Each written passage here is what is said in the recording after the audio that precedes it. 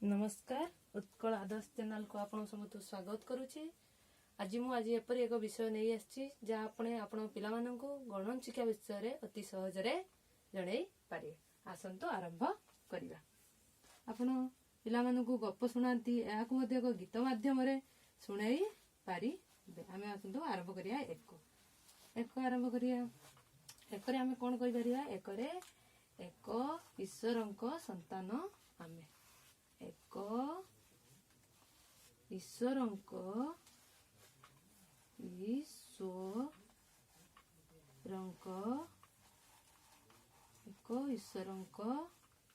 संतान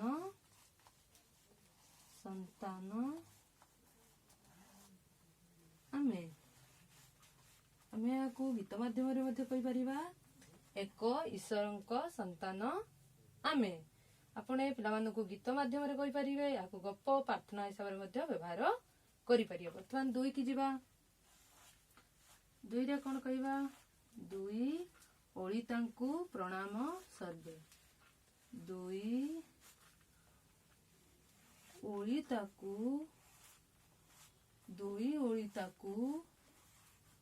प्रणाम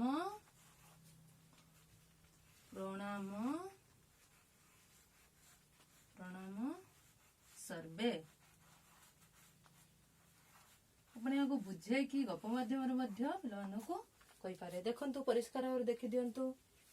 तार वर्तमान आमे 3 उपरे जिबा। 3 ले कोन? 3 भुवन रे नथिबे केही।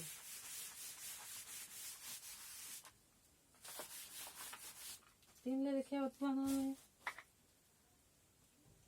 3 रे लिखि परिबा आराम से। देखंतु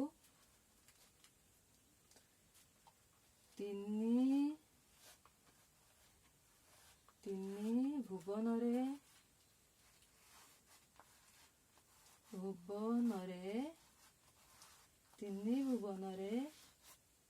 नथिबे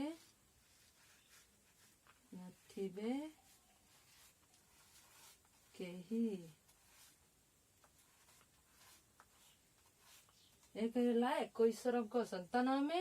2 रे 2 ओळितांकु प्रणाम सर्वे। 3 ले 3 भुवन रे नथिबे केही। 4 रे वर्तमान देखिबा। 4 रे कोन देखिबा? 4 दिग ज्ञान जाहार नाही। 4 दिग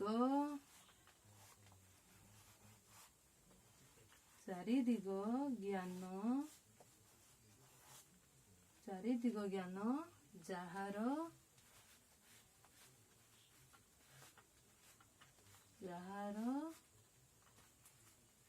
नहीं।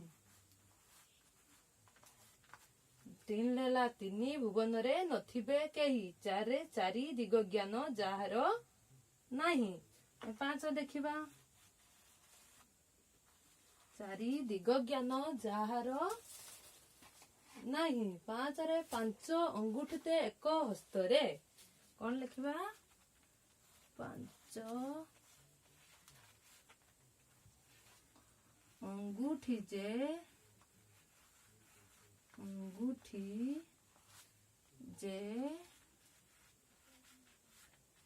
एक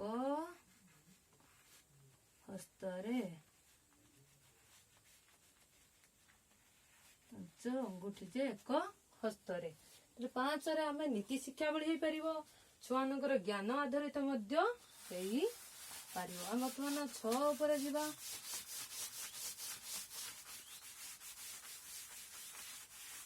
6 रे वर्तमान देखिबा। 6 रे कोन? 6 गोटी ऋतु वर्ष मध्य रे। 6 गोटी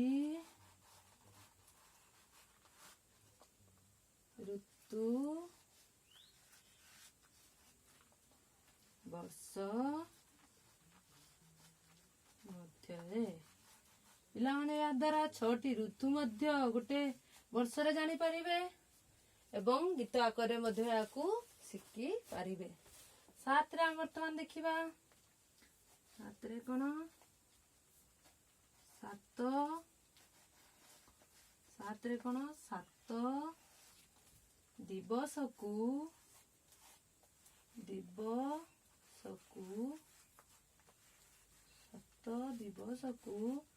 ସପ୍ତାହ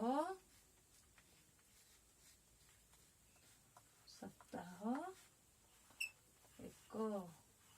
ଆରାମ ସେ ଏହାକୁ ଦେଖି ଶିଖିପାରିବେ। ଏହାକୁ ମଧ୍ୟ 7ଟା ଦିବସରେ ଗୋଟେ ସପ୍ତାହ ପିଲାମାନେ ଜାଣିପାରିବେ। ତାପରେ ଦେଖିବା 8ରେ କ'ଣ ଦେଖିବା? 8 ପ୍ରହରକୁ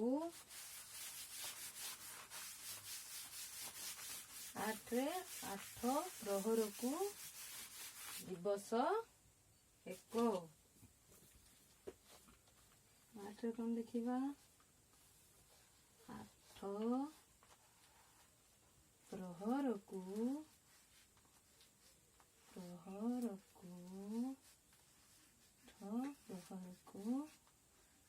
ଦିବସ।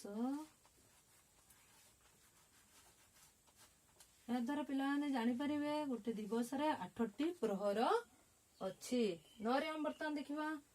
9ରେ ନବଗ୍ରହ ଗୁରୁ ଅଛନ୍ତି। ଜାଣ କ'ଣ? ନବଗ୍ରହ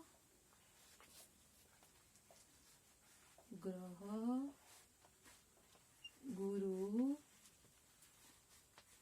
ଅଛନ୍ତି।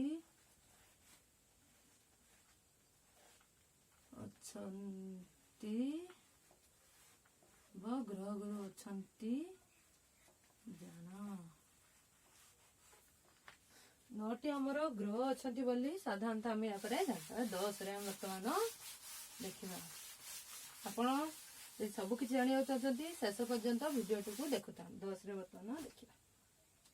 10ରେ 10 ଅବତାର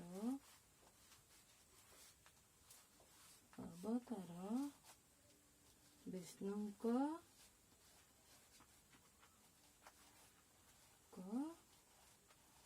ନାମ। ବିଷ୍ଣୁଙ୍କର ମଧ୍ୟ 10ଟି ନାମ ବୋଲି ଆମେ ମାନେ ଜାଣିପାରିବା। ଆଜି ଆମେ ଏଇ 10 ପର୍ଯ୍ୟନ୍ତ ଶିଖିବା। ପରବର୍ତ୍ତୀ ଭିଡ଼ିଓ ମାନଙ୍କରେ ମୁଁ ଅନ୍ୟ ସଂଖ୍ୟା ଗୁଡ଼ିକ ନେଇକି ଆସୁଛି। ଆପଣଙ୍କୁ ଯଦି ମୋର ଭିଡ଼ିଓଟି ଭଲ ଲାଗିଥିବ ଆପଣ ଲାଇକ୍ କରିପାରିବେ ଓ ତାହାକୁ ମଧ୍ୟ ଆପଣ ଯଦି ମୋ ସହିତ ଯୋଡ଼ି ରହିବାକୁ ଚାହୁଁଛନ୍ତି ଆପଣ ମଧ୍ୟ ଏହାକୁ ସବସ୍କ୍ରାଇବ୍ କରିପାରିବେ। ରହୁଛି, ନମସ୍କାର।